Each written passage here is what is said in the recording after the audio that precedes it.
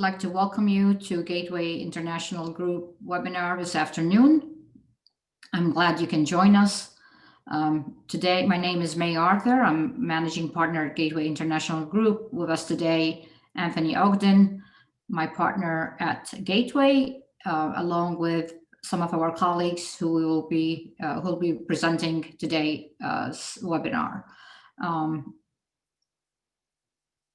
Gateway has three different distinct sections. We have Gateway Solutions, Gateway Education Abroad, and Gateway Resources. Our Solutions division offers consulting services, while Learning Abroad focuses on programming, and our Gateway Resources are available on the website for all of you to access at no charge, highlighting the latest news and articles and events happening in our profession.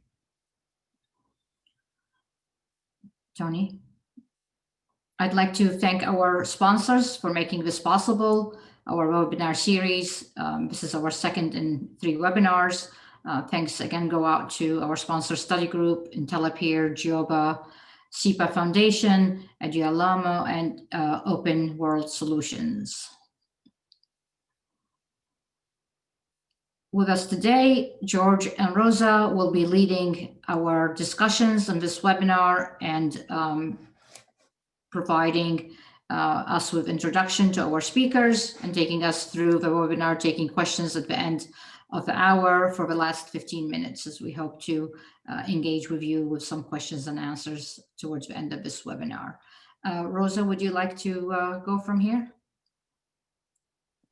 Yes, thank you, May. Good afternoon from Spain. Good morning, or for many of you, and welcome to the second webinar of Gateway's Leadership Institute. For this webinar, please introduce your questions for the speakers in the chat box. George and I will take note of them and ask the presenters at the end.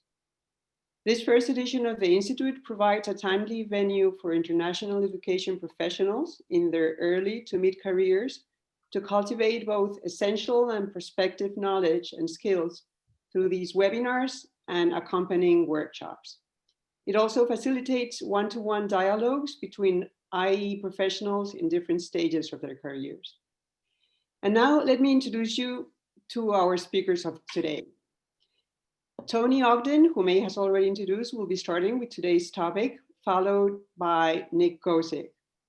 Nick is the director of the Office of International Programs at Boston College. A scholar practitioner with an extensive career in higher education, he's the author and editor of numerous publications, including Promoting Inclusion in Education Abroad, a handbook of research and practice. And Kalpin Trivedi is a recognized leader in international higher education with nearly 2 decades of experience in the US public university sector. He currently serves as Associate Provost for International Programs at the University of Massachusetts Amherst. And with that, I leave you with Tony Ogden.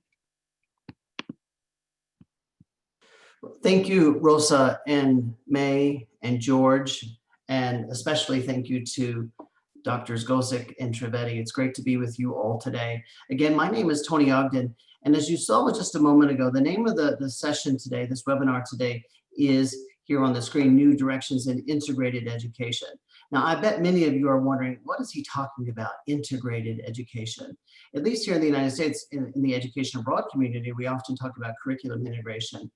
But today I'd like to introduce a new concept called integrated education. Now, if you imagine a continuum of international learning engagement, primarily those of us involved in international higher education have focused our energy over the last several decades on mobility education, literally getting students abroad, hopefully in good programs for them to study and then use their studies back in their home countries to advance toward their graduation and so on. But our focus really has been mobility education. But because of the pandemic, our continuum of international learning engagement is expanding. And now, as we've seen over the last 6 months, many institutions around the world have expanded to virtual education or various forms of hybrid delivery. And what I'm referring to here is access education, or basically, whereas mobility education expands opportunities for those students who have the resources and the opportunities to engage in international study, access education allows us to leverage blended and virtual delivery to expand access to a greater number and diversity of students. And then the focus, however, of today's topic is this integrated education. And that is where we are looking at new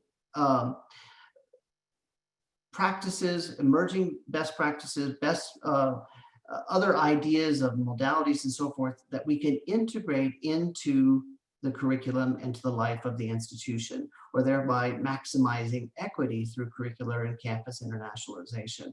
Now, we've been doing all three, but over the years, but these two categories have been considered more periphery. And now, frankly, thanks to the pandemic, we're seeing more of us leveraging all three buckets of international learning and engagement rather than just one. So the shift brought about by the pandemic is not one in lieu of mobility, but in addition to mobility.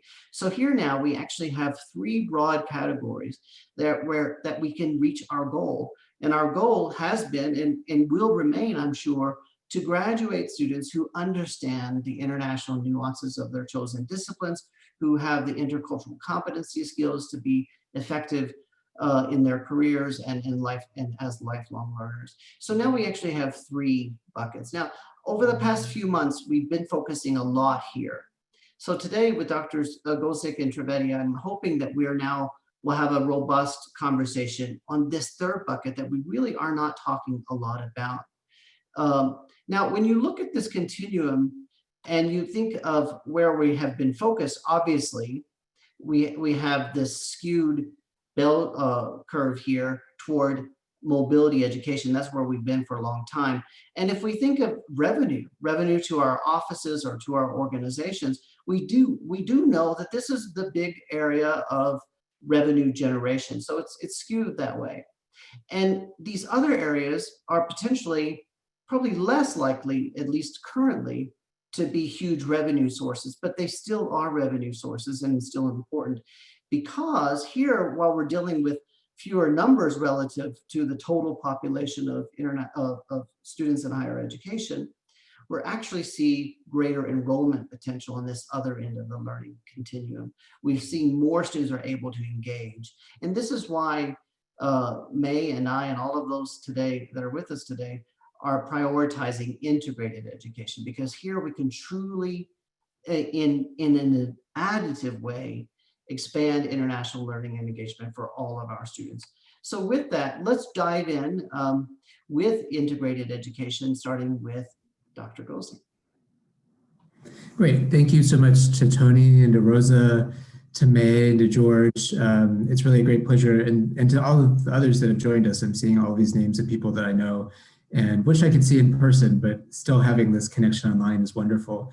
As we started to think about, Kalpin and I, as we started to think about today's presentation, we ultimately came back, actually simultaneously, concurrently, we both had the same thought process of really remembering why we do the work that we do. And so often we go into the office, or maybe not so much these days, but we do the work that we've been tasked with, and we don't always come back and ask the bigger question of why.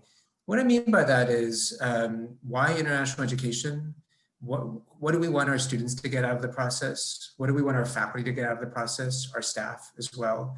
To do that really comes back to the question of goals and learning outcomes. It's similar to backward classroom design or backward program design, but thinking about this on a larger scale. What do we want from global programming, from internationalization of curricula, of campuses, of industry? Along with this is a question of who are we serving and what are their needs? So, if we're thinking about equity, diversity, inclusion, is everyone at the table? So one of the reasons that a lot of institutions have moved towards curriculum integration is a realization, at least in the United States, that only somewhere about 3% of students will actually get a chance to go abroad. So what about all of those other students? Even on a campus where we send about 50% of our students overseas, I still ask that question, what about that other 50%? So thinking about who the students are and who's been included. Job readiness, of course, has been a key question, and especially will be in the next couple of years as we rebound from the pandemic. Student engagement, in some ways, is a very US-based concept, but certainly has seeped its way into lots of other parts of the world, thinking about high impact practices, George Koo, for example. What is the role of higher education? Is it as a private or a public good? Is the institution or institutions designed to help promote a better society? Or is it really about revenue? Those are questions I think each institution and each professional has to ask. And then I always like to think about how we connect what we're doing on a campus to global trends and issues. So when I think about this, I think about the long list, it depends on the organization, but the UN, for example, has put out a list of issues that will be with us for the next 10, 15, 20 years. Poverty, racism, nationalism, urbanization. So if we're thinking about what we do on a campus around global, how can we connect it to those bigger and broader trends, to the production of knowledge and the training of our students? And then responsibility to partners, hosts, and communities. Remembering why is not just about making sure that our own students have a good experience overseas, but making sure that we have this ability to be giving and receiving, that we're considering those who are in other countries in our host communities when we are engaged in actual mobility, but also thinking about that on our own campus. Good. Next. I feel like I need a bell, but I think that would get old soon. As we think about, moving beyond mobility here, the incredible hunker, I think in this period, many of us have started, there's a sense of disappointment that we can't travel overseas, we can't be sending students and faculty overseas.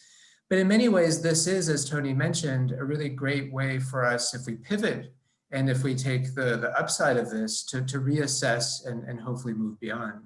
Next. Many of us have seen this image before, those of us on the call, but comprehensive internationalization is something we've been talking about now for a long, long time.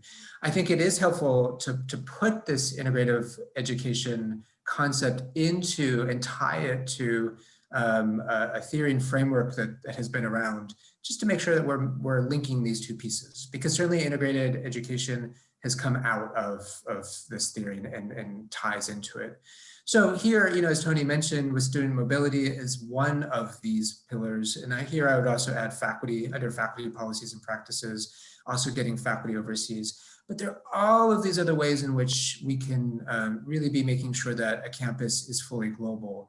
Here, the common image that I use with my students and my staff is that checklist with a kind of a Ghostbusters, anti-sign with the cross going through it. The idea that we're trying to move beyond the checklist, we're trying to make sure that all of these pieces fit together in a holistic way. Next. So in today's presentation, as Kalpit and I go through, we have four main areas that we would like to draw your attention to. We will start with curriculum internationalization, asking the question of how can we further enhance the curriculum through the integration of international learning and engagement. Next, we will look at new and emerging modalities. What are the new and emerging modalities for international learning and engagement that can enhance student learning? Third is student advising and support. What are the new directions in student advising and support that can enhance international learning and engagement? And then finally, the use of technology. What are the new developments in educational technology that can be leveraged effectively? Next.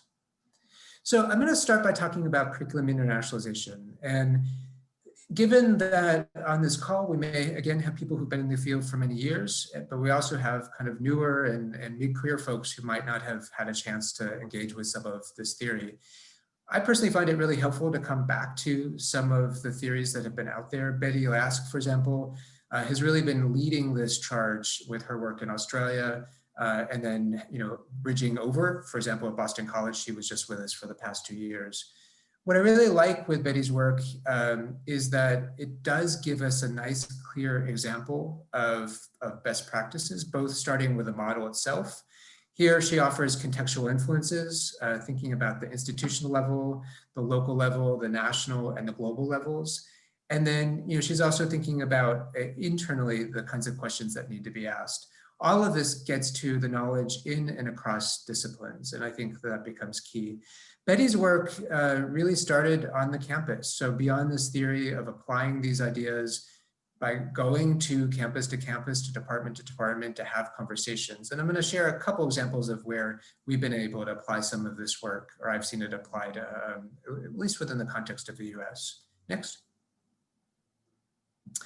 So one is, if we're thinking about these levels, going back to Betty's framework, is the departmental, but also even more broadly, the disciplinary level.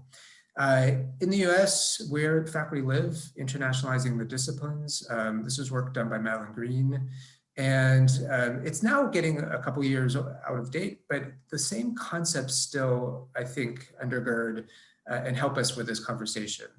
What was really exciting about this work is that there are 4 different disciplines: political science, geography, et cetera, and work with experts and the faculty who were within professional organizations within each of these different disciplines to think about how one could take a discipline and make it more globally oriented, giving specific examples of classes that could be developed, of questions that could be asked. So here, I think, is one example, if we think about the broadest level, where a lot of work can happen that can then lead into conversations that play out on the campus and in the classroom levels. Next.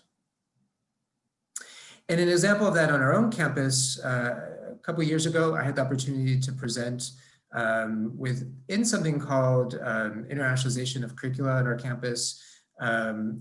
I think when I was invited to do this, I'm not quite sure that my colleagues fully knew what internationalization might be in this context, but what they did know was that they had students in their program, international students, and also other students that maybe had come from different backgrounds within the US and were not fully prepared to succeed in graduate programs. And so we did a presentation through a grant that brought faculty together. We sat down with faculty who in advance sent their syllabi. And at that granular level, we went through each syllabus and we asked a series of questions about the content that was being given. Was it more Western leaning, for example, the assignments, the readings, and also the actual activities, right? So if English is not my first language, I might be hesitant to speak in a larger group. However, if I've got some smaller groups, activities, or there are other ways that I can contribute, I feel more comfortable and I feel like I can really succeed in a given course. So this kind of work takes it from that disciplinary level down to the faculty level and really gives control and the ability for individual faculty members to make a difference. So this is something that we might think about as we operationalize. Next. And I'm not going to go through all of this, but this was a rubric that developed for this TAM projects, this teaching, advising, and mentoring project. And here's where we were able to take a syllabus and look kind of one by one and get a sense of where a course was on that spectrum. The type is small here. The point is not so much to read each one of these different boxes, but just to have a visual of what one might be able to use in such a setting. Next. And so on that note, I'm going to turn this over to Kalpin, who's going to walk us through the next section, looking at new and emerging modalities. Thank you, Nick, for setting that up so wonderfully well. And I feel almost that my next bit is going to be a little bit mercenary compared perhaps to your more uplifting and high-minded section. But I think, it's important for us to think in terms of sort of what where some of our impetus for internationalization has come from, the kinds of international activities that we have been engaging with, as Tony mentioned, on the revenue side and the enrollment side, and then where we might be going with that next, and then also to suggest perhaps that those priorities of access, of internationalization, of global competence, and also thinking in terms of enrollment and revenue for institutions need not necessarily be a zero-sum game. That there is a way to sort of square that circle. So if we go to the next slide, please. So I think, as I was just sort of saying, what I want to begin by thinking is not just in terms of on-campus versus remote students, which has been the more traditional way of thinking about our programs and degree structures and how students access them, that we either bring students to campus or we offer online degrees to greater or lesser extent with more or less success, but really sort of beginning to think in terms of what lies in between these two modalities, and then also sort of where our students are. Because if we begin to think in terms of 2021 and beyond, what the pandemic, I think, it has done is accelerated certain shifts that we were going to have to make, right? Everyone's least and most favorite word of the day, I think, is pivot. And we've done a lot of pivoting, but I think some of that pivoting is here to stay. Just in terms of the United States, I think if you think about where college population is growing, that demand for college degrees, for education, is going to come from the global South. There are some studies in the US, for example, that suggest that college-age population will decline by 15% as early as 2026. So if, I'm thinking, for example, of something like Nathan Groh's recent book from Johns Hopkins about demographics and the demand for higher education. And so I think the question that raises for us is, can we continue with business as usual, or should we be thinking about other ways in which we both seek to attract students, but also to provide access to educational resources in the place where those resources are most required and where they're going to be in most demand? And how do we help build capacity in those parts of the world, in those regions where we might see that demand coming from? Go to the next slide, please, Tony. So, again, we have a short window of time here today to talk about some rather meaty subjects, but I hope that we'll kind of be able to run through them in a way that will generate some discussion. But if you think about sort of the ways in which some of these traditional modalities have happened, right, like dual degrees or pathways or 1+1 programs, they've normally been constructed with a view to yielding those students onto a US campus or a European campus, depending on how you sort of where you're coming from. And what you have here, without sort of making you squint too much, is the most recent comprehensively available data on the enrollment from ACE on dual and joint degrees. And you will see from those bar graphs in the middle that the vast majority of students enrolling onto such programs have been from outside the United States compared to students from within the United States, which is a minuscule percentage on the left. And the impetus behind mobility has always been either providing access to global labor markets for students, or students seeking a higher qualification, or potentially a more branded or more reputable qualifications. Those global trends that Nick mentioned in his setup, as we were thinking about this, is it's not just the realities of the current pandemic that are going to vitiate mobility going forward, but there will be, I think, some increasing reluctance on the part of students to move, whether it be because of cost issues, whether it be because of growing nationalisms, kind of growing sort of heated rhetoric between countries. Those things are not going to go away anytime soon. And I think that the experience of the pandemic is also going to make students think that if they have been able to do 1 semester or 2 semesters of online education, why not 4 semesters or 6 semesters, right? That that need to move, we've shown it doesn't have to be there, that we can work in other ways. And so I think we need to begin thinking about how we capitalize and leverage those new ways of moving, where students may move for a semester or a module or not at all. And I think we're going to have to think much more in terms of online and hybrid models, and especially sort of with partnerships in local countries, that we can bolster how we deliver our education to students wherever the students might be, and then accommodate them in modular or hybrid or limited mobility type programs. Because the other thing that the pandemic really has sort of shown us is that while previously, in terms of thinking about revenue, we were thinking, well, if we get the students to campus, we capture their tuition revenue, we capture housing, we capture dining, the auxiliary services that we offer students.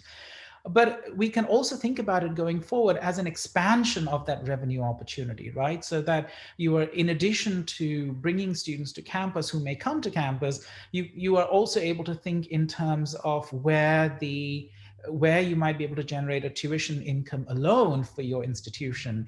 But that's also going to have to be rethought in terms of cost and quality and equity and scale, because you're not going to be able to offer the same market value for degrees that are largely online or hybrid or modular, always at the same costs as campus, as we're finding in, for example, in some of the partnerships that we've undertaken in China and India. And so for us, the conversation is now going to, at what scale does it become revenue productive for us to provide access to quality education at a lower price than we would otherwise, because the enrollment graph that Tony had shown, if you cast your mind back a few slides, shows that there is a scale of demand, a volume of enrollment that would make that cost benefit calculus different.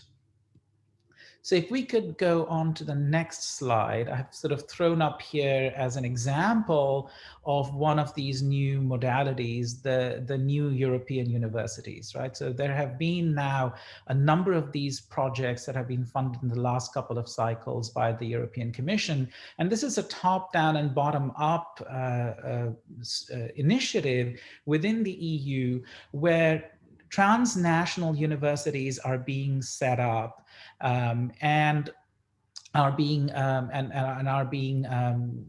funded by the European Union to privilege both not only mobility, but collaborative design, collaborative program structures, and include students and the student experience and student identified problem solving in their very structure. So here, the logo that you see is for the CHARM University, which is the Challenge-Driven Accessible Research-Based Mobile European University, which is a partnership between 5 countries and 5 universities: the University of Barcelona, Trinity College Dublin, Utrecht University, It-Was University and the University de Montpellier. So I think that's going to be, that's another model to watch out for.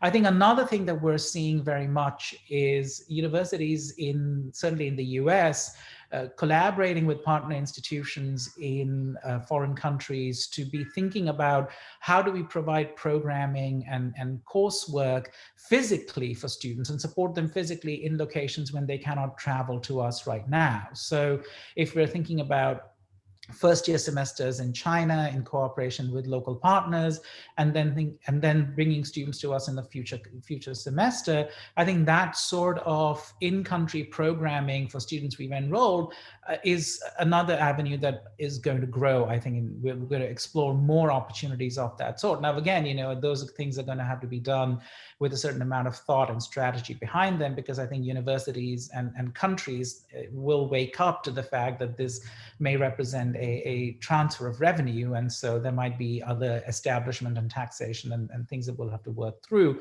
But I think all of this by means of saying that simple dichotomy between on-campus and remote is being broken down, and I think it's been broken down for good. And there is a lot of excitement in the space in between that allows us to integrate international education in a way that we have not concentrated on before.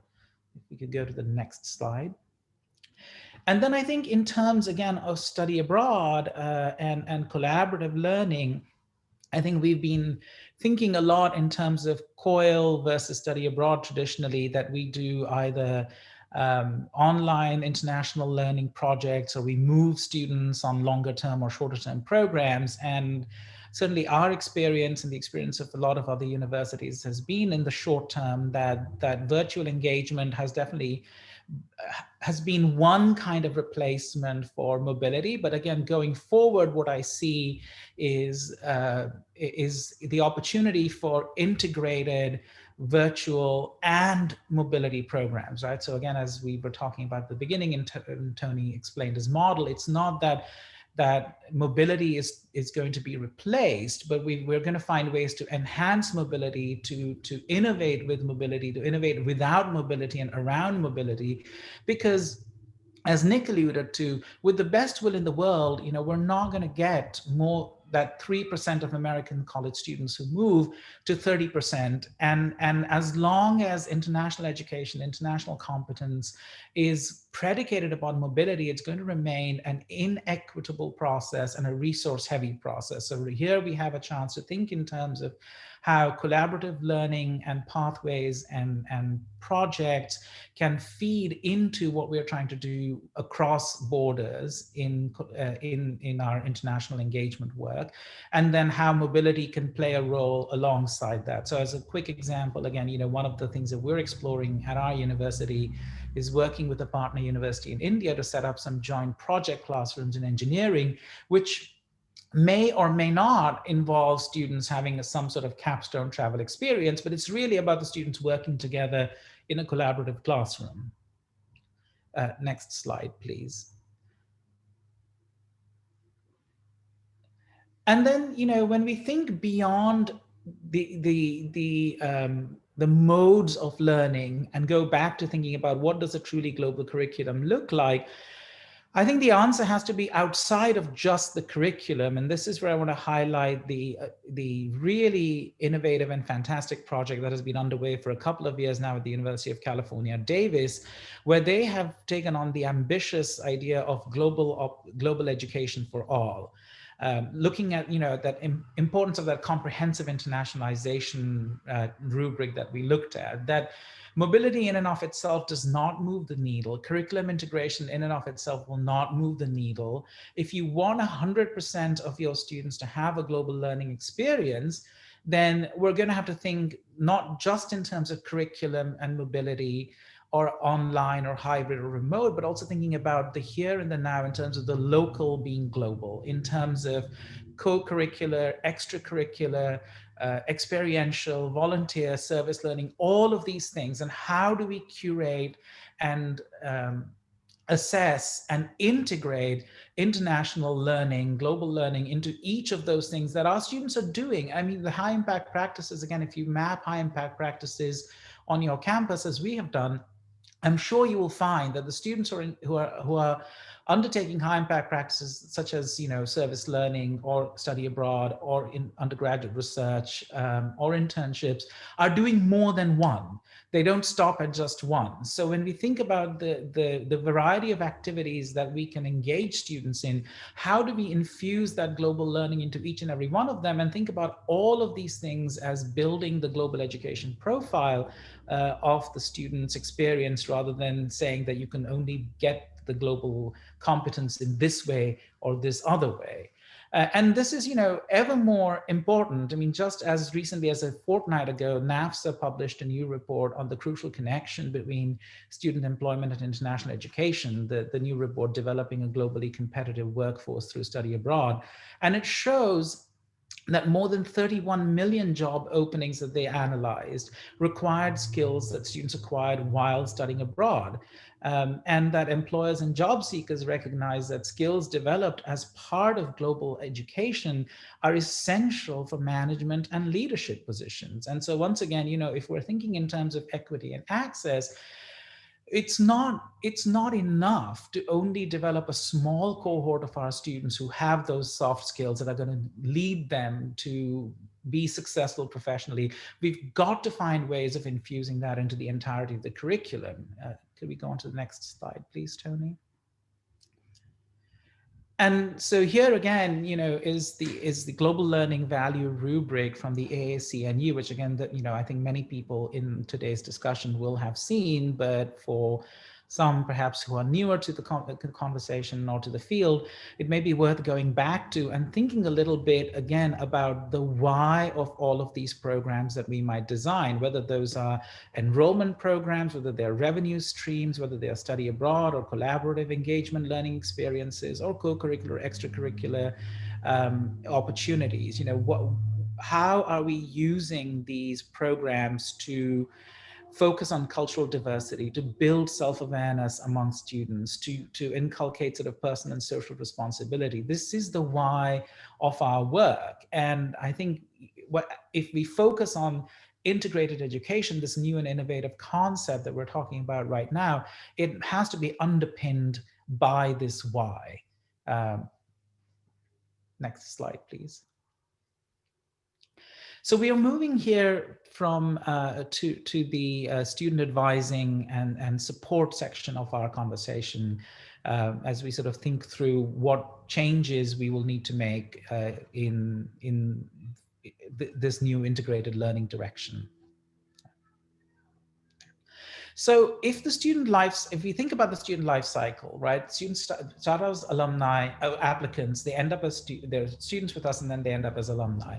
And the engagement with students is managed in different parts of the university at different stages. And I think one of the things that integrated education is going to necessitate is that we think about the student holistically in their entirety, that we're engaging with the student and supporting the student from the application stage to the successful alumnus stage, because without engagement, if we're thinking in terms of globalized hybrid opportunities where students are not necessarily moving for post-study work visa opportunities, then we have to think about providing career support and job opportunities and professional developments and internships to our students who may not be in our country on our campus. And we're not going to do that without an engaged alumni base. And so I think we really need to think about student advising and support that takes into account the entirety of the student's life cycle and not individual pieces of it when they are with us. Next slide, please. And combined with that, then thinking about the instructional modalities that we've been talking about, the on-campus, the remote, the hybrid, all of this is going to necessitate, the integration, not just of education, but also of advising and student support. So the goals of enrollment management and student success are going to need to be integrated along not just a horizontal continuum, but also thinking about how we measure yield, retention, persistence and placement as organizational outcomes are part of a joined up approach. The pandemic, if it has broken down the here and there dichotomy, then we also need to think about our back of office structures, our back of house structures in supporting and creating that equity and that integration. So I'll turn over to Nick now to take us through the next couple of points on this. Yeah, and I'm going to keep my comments brief just in terms of time. I want to make sure we have enough space for Q&A. Adding to what Kalpen has mentioned, we see a lot of institutions in the US are already starting to do this, and I believe in other countries as well. As Kalpen mentioned, thinking about the life cycle of a student, but also thinking across a campus and how different units might work together. So we're already seeing, career support and academic advising, student life and engagement, international advising, student success initiatives, these different units on campus working together. A lot of this, I think, has to do with the kinds of students that we're now recruiting. There are some generational differences in students that are coming through this point of the level and the amount of support that they need, questions and concerns from parents, from other key stakeholders, and also questioning around what is, in terms of the value of higher education. And, as I had mentioned earlier, this public, versus private good, a lot of people, especially in the US, see higher education, even for state institutions, as a private good, as something to consume on some level. The cost of this, of course, is what's driving with high tuition rates. What am I getting for that, what is the value of this? And in other countries where that tradition, I would say, fortunately, has been less prevalent, we're still asking that question around value. And so to really make sure that a student is getting the most out of this experience, I think there are going to need to be, and there already are, questions around advising structures and how these different units can come together. Next slide. Next slide is essentially saying a lot of what the previous did, but flipping it around. So again, thinking about international integration, and here the dividing line between these are the offices that work with global and here's everyone else, and moving away from that dichotomy can ultimately help to make sure that a campus across the board is fully global, and if that's really the goal and the mission, as we talked about at the very beginning. Here we're seeing on, again, the kind of the operationalized level, we're seeing tools that are helping us to do this. Navigate, for example, is one application that's being used on college campuses where us students profile all of their records are in one place, so that as a student goes through the education abroad cycle, they can be looking at notes that come from another part of campus. Again, today's session is really about integrated education and really what's happening on campus in terms of global programming, but thinking about the possibilities of how all of these different components, all of these pillars of the comprehensive internationalization model might connect to better serve students is certainly something that we're going to want to be looking at. I'm going to turn it back to Kalpin to walk us through the rest. Again, these kinds of applications serve as a nice segue, I think, to our fourth and last pillar, which is looking at the use of technology. Thanks, Nick. And we're going to keep this one really short because, you know, this is the taster for the third module, which is on emerging technologies and international education coming at the next webinar. So we hope that you will join us for that one. But Tony, if you want to go to the next slide. So, you know, Nick mentioned that there are a number of, you know, service platforms that are coming up. What you've got here is a plot that shows you retention systems that are used vis-a-vis enrollment size, right? So one of the ones that Nick mentioned, EAB Navigate, is also the one that we use on our campus. It's a student success system that really sort of allows us to look at the student from every aspect and making sure that it's not just academic advising, but also if there are any personal issues, challenges, that students don't fall through the cracks, that we're not missing out on opportunities to support them or to give them the extra scaffolding that they might need.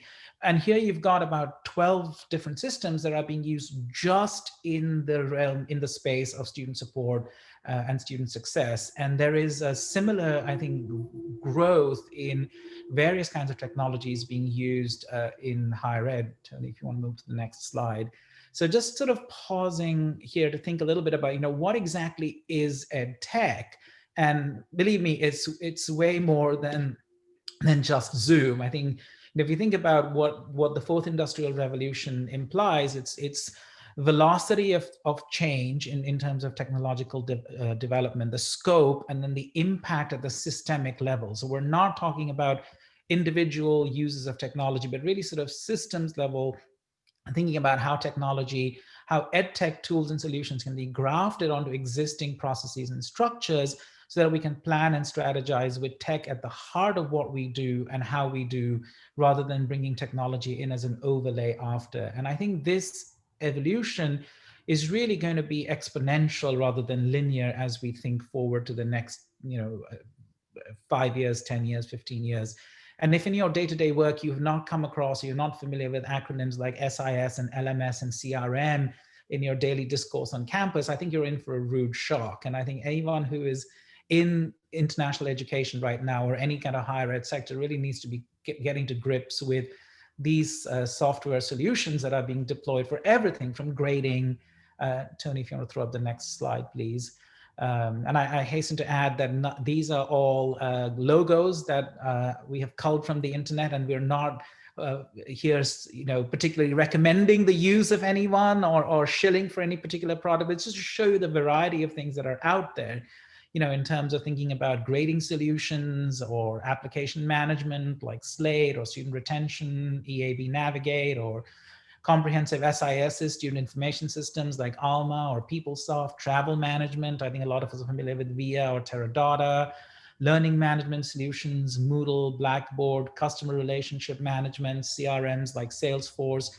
So I think EdTech is is really sort of revolutionizing the way in which we do technology. And if we go on to the next slide, actually, I think we could probably even miss the next slide, but I think EdTech is going to be crucial for us if we think, if we end on this one, which shows, again, if we think about enrollment, instruction, mobility, engagement, and support, how is all of this going to be integrated? I think a big part of integrated education is going to be the EdTech revolution. So I think we'll leave it at that. We're probably 1 minute into our Q&A time, but I hope that there was enough sort of there to at least prompt an interesting conversation for the next 15 minutes or so. Sure. And so, Nick and Kalpan, thank you so much for that really rich content in your delivery. I've captured a number of questions that were shared either in our chat box or in our Q&A box. I'm going to paste the question inside the chat just so it's readily available for everyone to look at and reference. This first question is from earlier in the presentation, and I think it's best geared towards Nick. But the question is, what approach will you use to change the mindset of university leaders in the US who are focused primarily or have a business model based on income generation? Any best practice or examples? Yeah, I think both of us could answer that. I get the hard question in the first one, but it's a really good one. Look, I think it's probably difficult for any of us to imagine, depending on what level we're at in an organization, that we're going to change a whole industry. Even institutions that are considered state institutions are often operating very much in the same way as private institutions and vice versa. Some of those lines feel quite blurred these days, especially with growing endowments. We're also, it feels like in an arms race. One thing that I haven't really heard so much about in the COVID period, but I think is really important, is how many universities' budgets were really stretched to the max even before we reached this point. That everyone is trying to best every other institution in the world, and so it really, that business model becomes really important in thinking about how we grow the biggest thing, we put in the biggest building, we hire the star faculty members. So, how do we switch that practice and flip things around? I'd actually be curious to know what some of those others people who are on the call, might think along those lines. I do think a lot of it on kind of a micro level comes back to the questions of why we do why we do what we do, and ultimately thinking about who we're trying to serve. And so, I would actually say that some of the schools, some of the institutions that do an even better job at some of this are places like community colleges and colleges that don't have the resources. And it's because they've had to be more nimble with less for longer. They've held on to tradition less than in other cases. And so they've also been able to be more innovative and flexible. There've been some more grants in some of these cases to try new things. And so I think in some ways, kind of flipping this around to thinking about what other institutions are doing and how we really serve students, I think there can be some good examples there. That's just one way of starting at this. Nick, if I could just join in and just add one other thought. I think the pandemic has brought on a triple threat to revenue for most universities around the world, particularly here in the United States, and that is revenue associated with declining enrollment, revenue loss associated with stagnated state level support of institutions, as well as revenue that is lost from endowment and donor giving and endowment growth and donor giving and so on. The truth is, though, nothing really has changed with regard to international education in this question, and that is international educators really do have to look at the revenue generating side of what we do to these senior leaders, in the sense that we have to show a revenue or value proposition with regard to revenue. Now, the problem is we've often been thinking about revenue tied explicitly or very directly to our activities, such as enrollment brought in through international students and so on. We oftentimes think about education abroad as being revenue generating when it really isn't revenue generating unless you bring in new students outside or non-matriculated students. The real value, though, is looking at the indirect revenue associated with international, or the potential loss of revenue if we do not offer robust international programming and tied to mobility, tied to the curriculum and so on. So to me, I think that hasn't changed. We really have to look at this question seriously and think truthfully about how to articulate the revenue potential in light of these three, or this triple threat. Can I just respond quickly? Sorry. Kalpin. I think a lot of it also depends on the type of institution and kind of where that institution is in kind of, so for example, at a Boston College, and I would say previous institutions that I've been at, that question varies a lot. So the idea of revenue isn't really a part of our conversation around international. It doesn't mean that revenue isn't part of lots of conversations that touch what our office does, but that really isn't seen as the goal, as the mission. You know, we grew up essentially as an institution with a social justice mission to help you know, students who couldn't gain access into other kinds of universities. Again, when I think about the revenue piece, it's absolutely there in so much what we do. I don't want to try to paint my institution in this altruistic way, but I think that revenue generating piece is not always an expectation on all campuses. So even the kind of the framework of that conversation may vary depending on the place. So just another thought. Yeah, Kalpin. I think George has some more questions, so let's. Yeah, I have a few more audience questions, so I did want to get those in.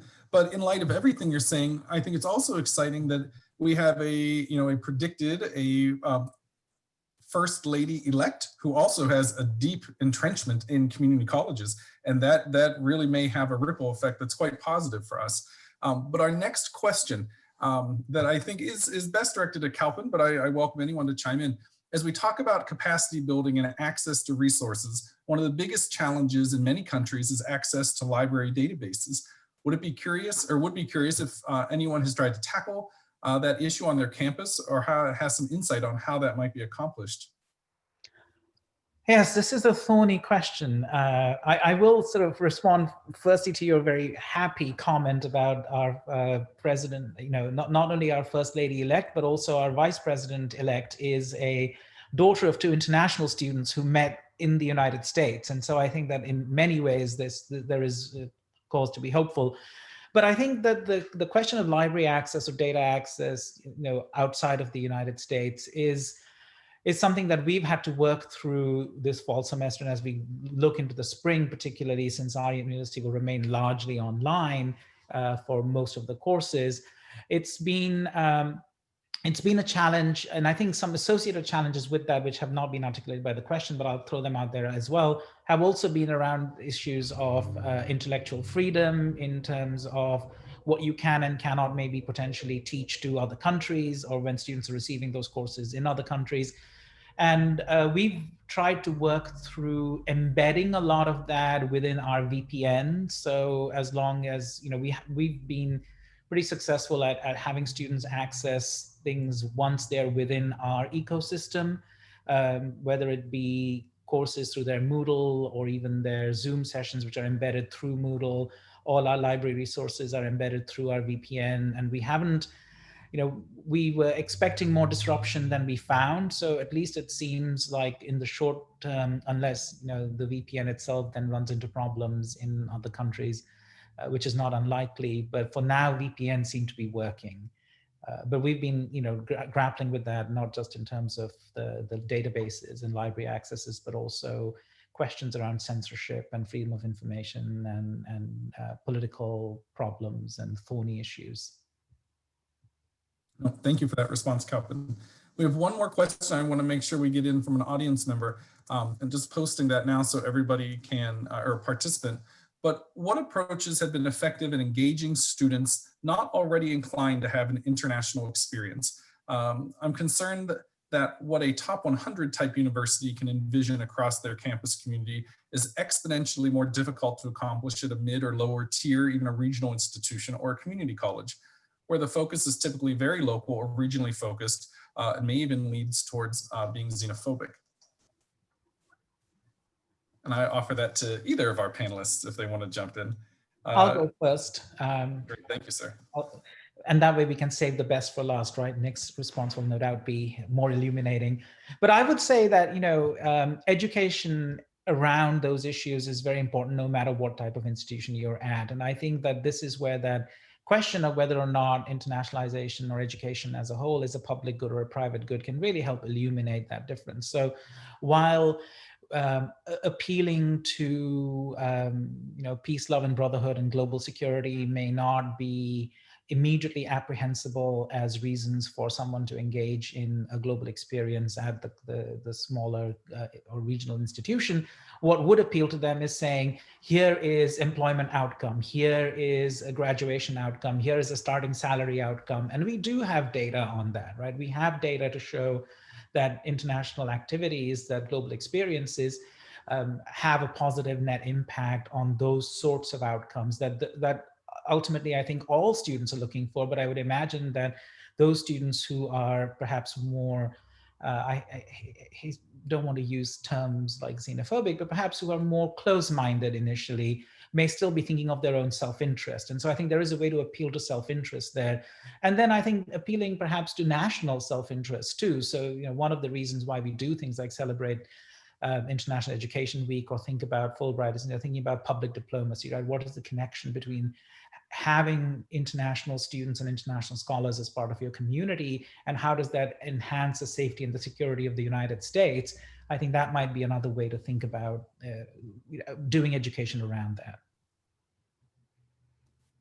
Well, thank you.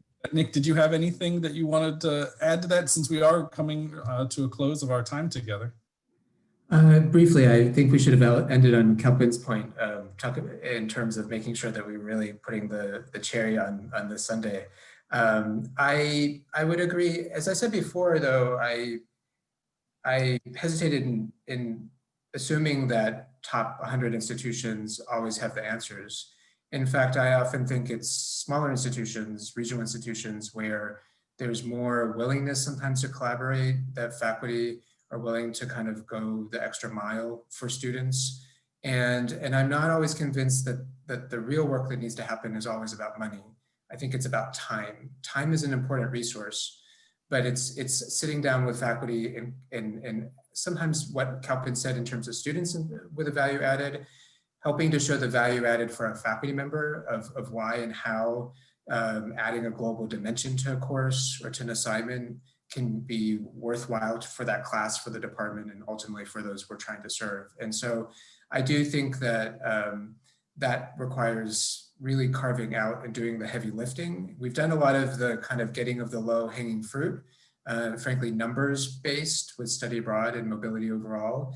But the next level is I don't think is reserved only for top tier institutions. I think it can happen, but it's really about individuals and who are willing to do that work. And thank you. No. Well, thank you, Nick. And thank you, Susanna, Danny, and Ian for those great questions. It was, you know, a great way to bring the webinar to a close today.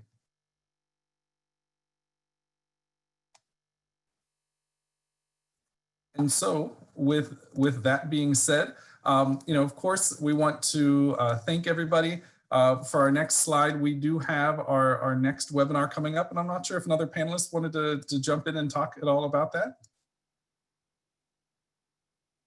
I can. If you'll see there on your screen, you'll see the next webinar in this series is on December 7th.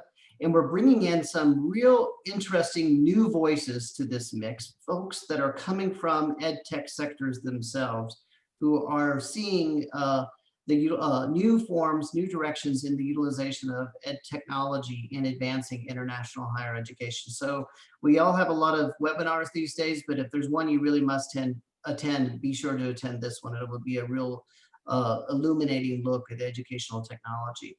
Also, if you haven't noticed, on the Gateway website, we have a debate scheduled here a little bit later this month. It should be a very lively, a very highly formatted debate at this juncture that we find ourselves in, the juncture of not wanting to let go of some of the best practices of what we've come to accept in international higher education, but also leverage those as we move forward into the future, as what our panelists were speaking to today. So be sure to check that live, very entertaining debate between Drs. Michael Wolf and Douglas Proctor here a little bit later this month.